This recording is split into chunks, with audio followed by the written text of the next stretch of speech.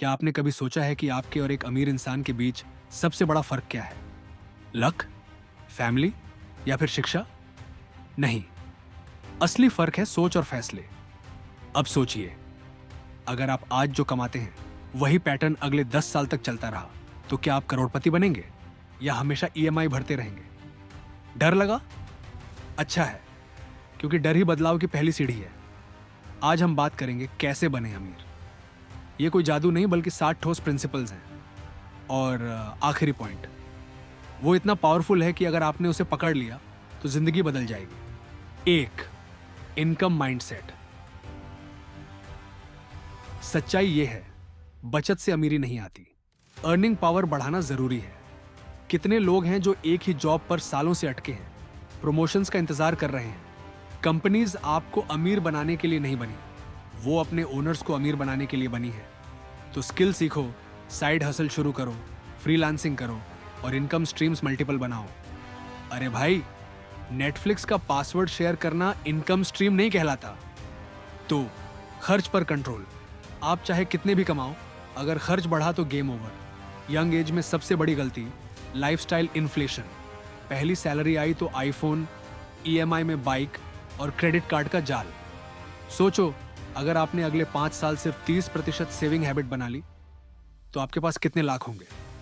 तीसरा, asset versus liability mindset. एक अमीर इंसान और आम इंसान की सोच का असली फर्क यही है। अमीर पैसे से एसेट खरीदता है, एसेट्स पैसे कमाते हैं। गरीब पैसे से लायबिलिटी खरीदता है, लायबिलिटी पैसे खा जाती है। Example, car EMI versus stock investment. एक गाड़ी हर महीने आपकी जेब काटेगी, जबकि वही ईएमआई अगर म्यूचुअल फंड में जाता तो अगले 10 साल में करोड़ बना सकता है। तो अब बताइए, कार आपका स्टेटस सिंबल है या फाइनेंशियल सुइसाइड? 4, नेटवर्किंग और माहौल। कभी गौर किया, आपकी इनकम आपके 5 सबसे करीबी लोगों की एवरेज होती है। अगर दोस्तों की चर्चा हर समय फ्राइडे नाइट पार्टी और वीकेंड ट्रिप्स पर है तो आपकी सोच भी वहीं अटक जाएगी। लेकिन अगर आपका सर्कल इन्वेस्टमेंट्स, बिजनेस आइडियाज और ग्रोथ पर बात करता है तो सक्सेस इन्फेक्शियस बन जाती है। सोचो, अगर अगले साल आपने सिर्फ एक मेंटर खोज लिया तो आपकी वेल्थ कितनी तेजी से बढ़ सकती है। 5वां, रिस्क लेना और फेलियर से सीखना।